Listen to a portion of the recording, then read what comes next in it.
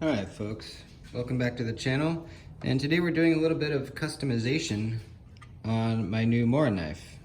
This is the Morakniv Companion Heavy Duty in carbon steel. They also make a stainless version, but as you can see in the background there, I've got some ferric chloride. So what I'm going to do is acid etch the blade, so to prevent corrosion, prevent rusting, and give it a cool look. And then the plan is after that to file, well actually first, before the etch, I'm going to file the spine of this blade so that I can strike my ferro rod off of it. It's kind of a rounded edge now, and actually I haven't tried it, but let's see. Yeah, it won't throw sparks, so I need to get a 90-degree edge on this thing. Then we're going to acid etch it. Then I want to wrap the handle, or the sheath, in paracord, and I want to have my ferro rod kind of under that wrap. So I've got this piece of leather to kind of retain it. I'll put some tape around that, and then over the tape, I'm going to do a nice paracord wrap over this whole part of the sheath. So it'll be a fire starting knife and a good thing to have for camping, survival kind of stuff, you know, whatever, good thing to have. So start filing on the spine.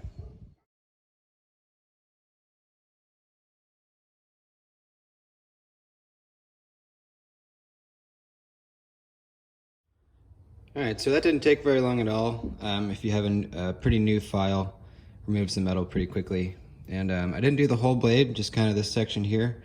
No need to do the whole thing. And we're casting sparks now on both sides. Perfect. So next step is going to be to clean off the blade with acetone. You want to make sure you do that before you dip into the ferric chloride, or else you're going to get fingerprints and weird splotches in the etch. So let's clean this with acetone, and then we'll give her a little dip. So you want to make sure you put on gloves before you clean with the acetone, and then leave them on until after the etch is done. That way you keep your oils from your hand off of the blade, and the etch goes well. So let's pop open our acetone here. I'm just using toilet paper because I don't have paper towels, but that'll work just fine. Give her a little splasheroony. Give the blade a nice cleaning.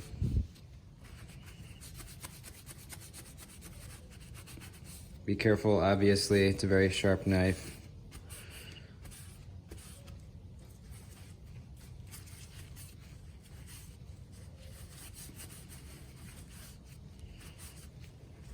I think that should be good.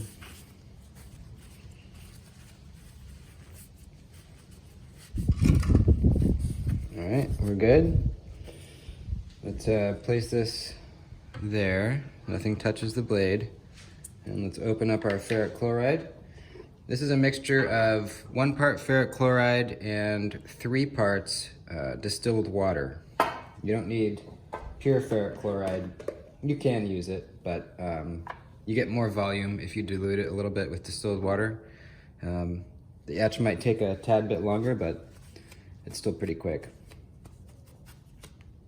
I'm seeing a weird line on the blade. What is that? Are you coming off? Yes. All right.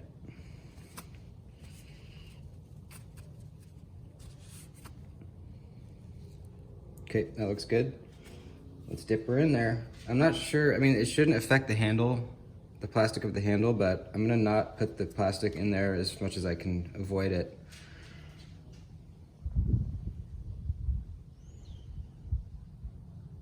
I don't think this will take too long. I might have to sit here for a couple minutes, but we'll see.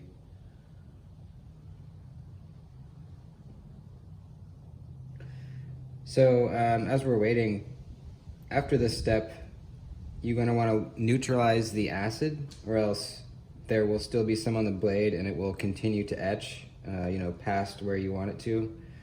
You can do this with baking soda, or what I use is Windex. The ammonia in the Windex actually neutralizes the ferric chloride, so I dip it, I take it out, I rinse it in water, and then I spray some Windex on it, and that neutralizes it. Let's take a little peek. Oh yeah, it's going quick. It's already darker. Give it a little swish around. Some people say you need to swish it, some people don't.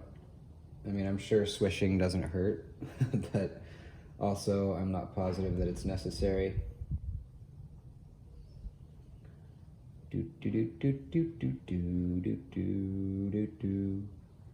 Do do do do do do do do do do. Yep, it's etching. So I got this bottle of ferric chloride on Amazon. I forget what the size of the bottle was. It was like a little, probably like a quart or something like that. It was pretty cheap. I think it was somewhere around $14. So, not too bad. You don't want to store the ferric chloride in anything metal, obviously, because it'll eat away at it. Even like this mason jar, if it had had a metal lid, I wouldn't have used it, but this one has a plastic lid, so I'm okay. Definitely wouldn't want to store this in like a old coffee can or something like that.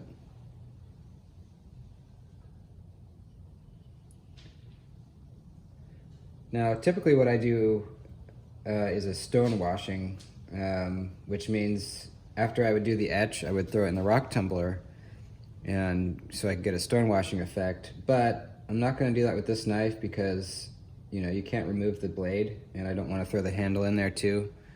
So we're just going to do just a straight etch on this guy.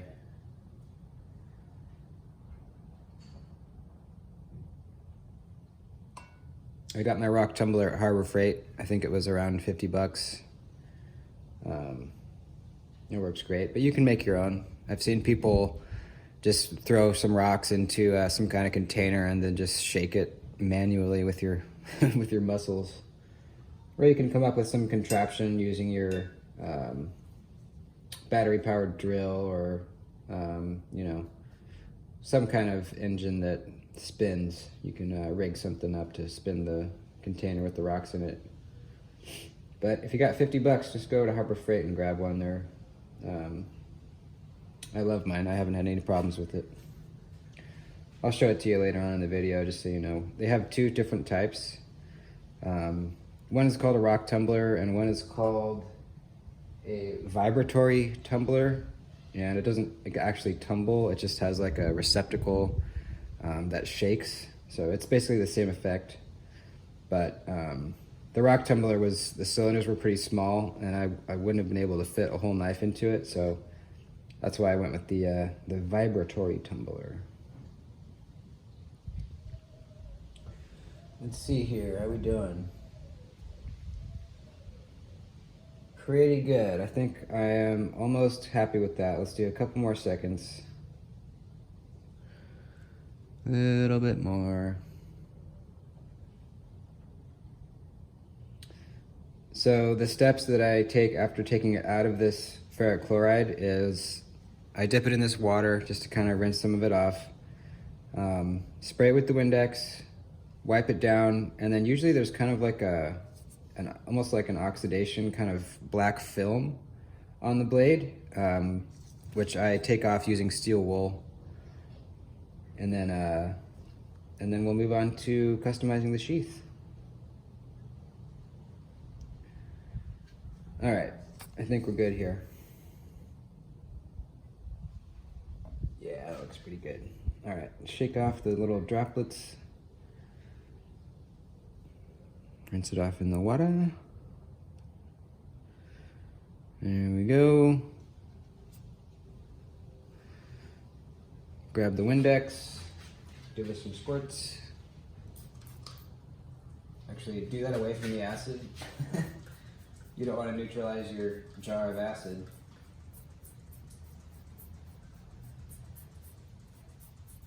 Just Just let the Windex wash over the blade a few times.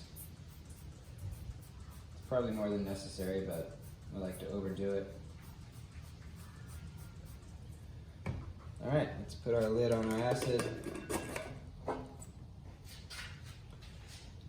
Let's get some TP here and give her a wipe. Check out what we got. Yeah, as soon as I wipe it with the paper towel, you can see it's really black. I'm not sure why that happens as soon as you wipe it down. It's kind of weird, but you can see it's really black right now. But a lot of that'll come off with the steel wool. So let's see here. I need to angle this down. Is that gonna fall? Please don't fall. All right.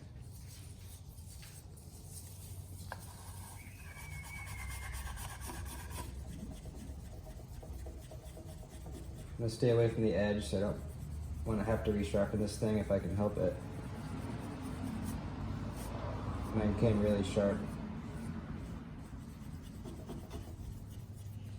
There you go, and you can see after the steel wool, it is etched. Look at that. So that's the steel wool rubbed side, and then here's the other side. You can see it's much darker. So let's get the other side here.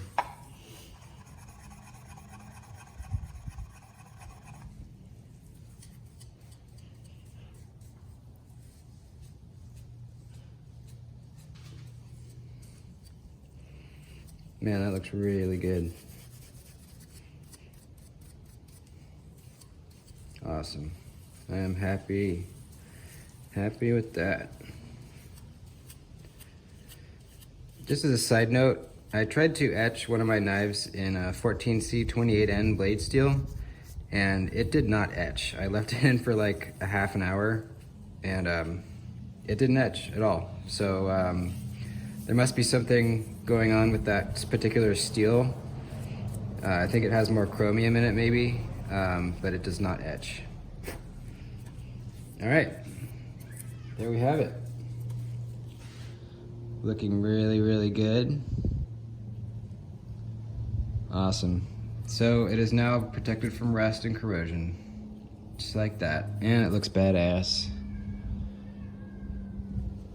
I wonder, I'm sure that didn't affect our 90. Let's check it. Nope. All right, let's move on to the handle. All right, so let's get our, I thought I had some Gorilla tape, but all I have is this dryer duct tape. And I think it'll work. It's gonna be hidden under the paracord anyways. So let's see where we want this ferro rod. Thinking about right there. Something like that. It looks good. All right, let's get some tape on this baby.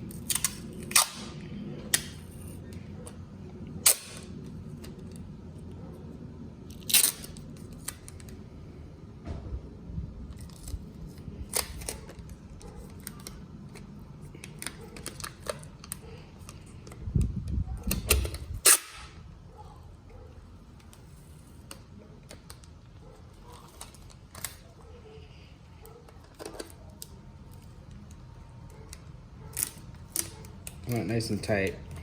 I might have made it too loose. Let's see.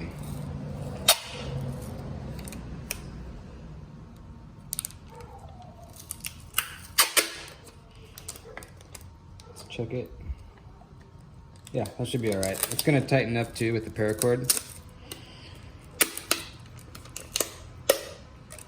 This is really just to hold it in place while I do the paracord wrap.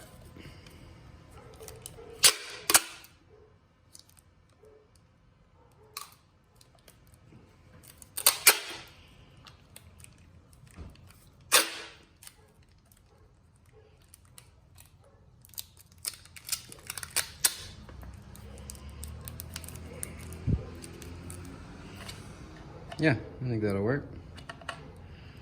It's retained in there pretty tightly. And like I said, it'll get tighter with the paracord wrap. All right, so this is a new wrap that I have not tried yet, but I watched a couple of videos on it, and I think we'll be able to pull it off here. Let's trim this end and burn it.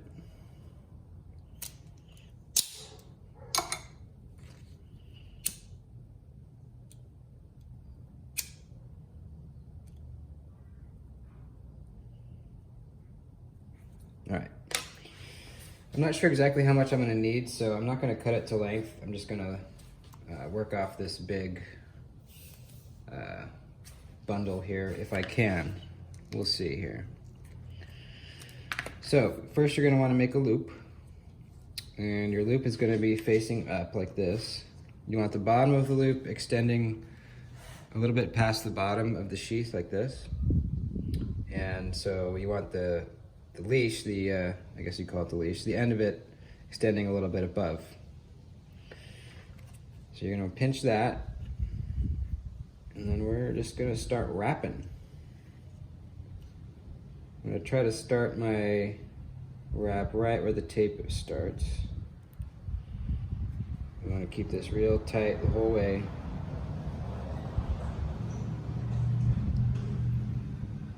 And if I do this right, we won't have any leashes exposed. If I do this right, it will be kind of self-tightening in a way. All right, I think I want it right there. Keep your loop in the middle.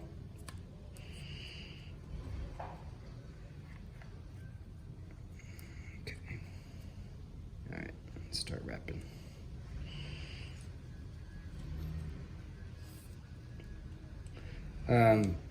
One thing I didn't mention about the ferric chloride acid etching is if you're doing it on a folding knife or a knife where there's some part of it that you want to protect that you don't want to etch, you're going to want to coat that area with fingernail polish.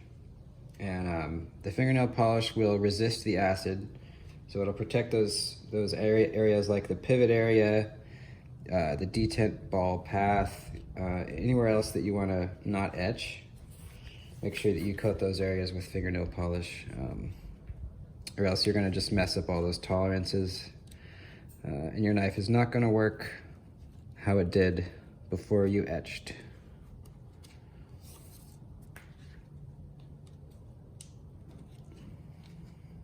All right, so far so good. Nice and tight. Nice and tight. What movie is that from? Nice and tight. I think it's from Austin Powers.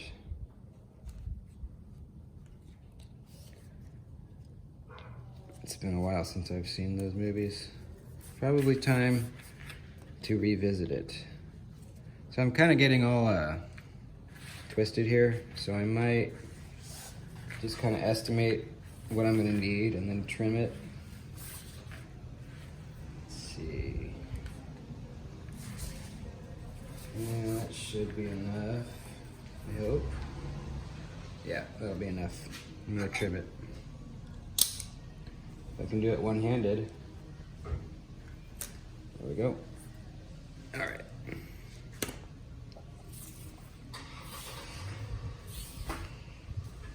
Continue the wrap. It's looking pretty darn good. Hopefully the end of it works out how I want it. Make sure you're always pushing them up so you don't see that tape.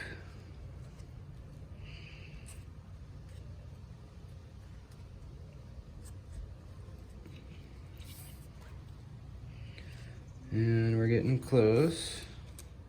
We're almost past the end of the ferro rod.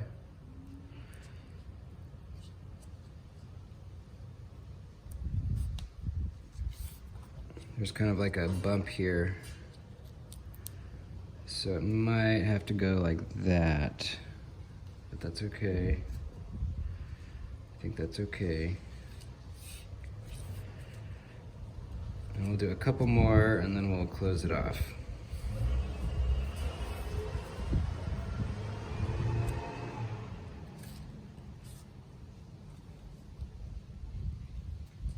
Okay, I think think that's good.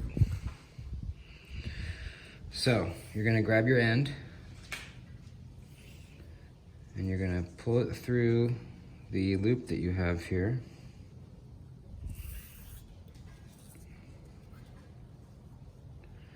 Goes through the loop. Remember, keep it tight. And then, let's see, how am I gonna do that?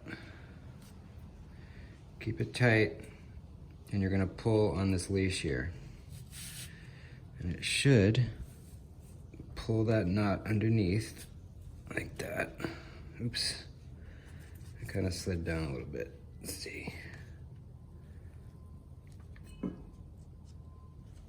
Okay, I think we're good.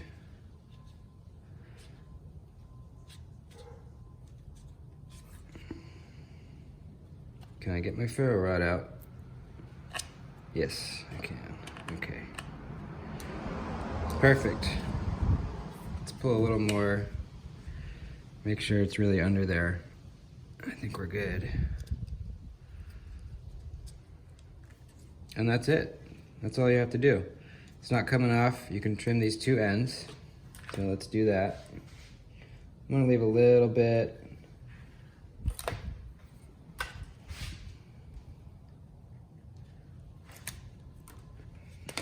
And we'll burn those ends.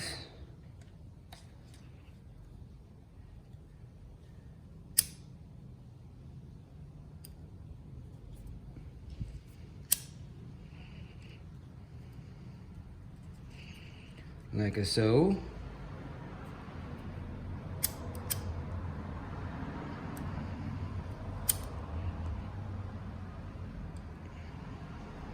I'm burning my thumb. And that's it, folks. You have a Mora knife that is protected from corrosion and rust, that can start fires. You have paracord here, you can unwrap if you ever need that. You got your ferro rod for starting fires.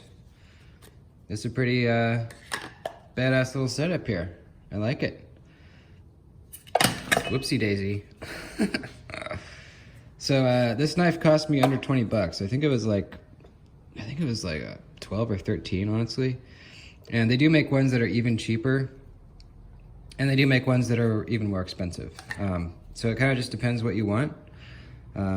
But for me, this was perfect. I got the carbon blade. And if you don't have a way to etch the blade, there are other ways to do it. I've seen people do it with mustard, apple cider vinegar. There's a couple different ways you can do it. But if you want a nice shiny blade, just get yourself the stainless steel version. From the research I've done, the edge retention is pretty comparable between the two. So, you know, really just, it's up to your personal preference. Me, I thought that the acid etch would look pretty cool. And boy, was I right. I really like this thing. Yeah, I'm gonna carry this thing around for a while, and then I'll probably do a full review on it. So stay tuned for that. And in the meantime, watch my other videos, subscribe, like, all that good stuff, and we'll see you in the next one. Adios.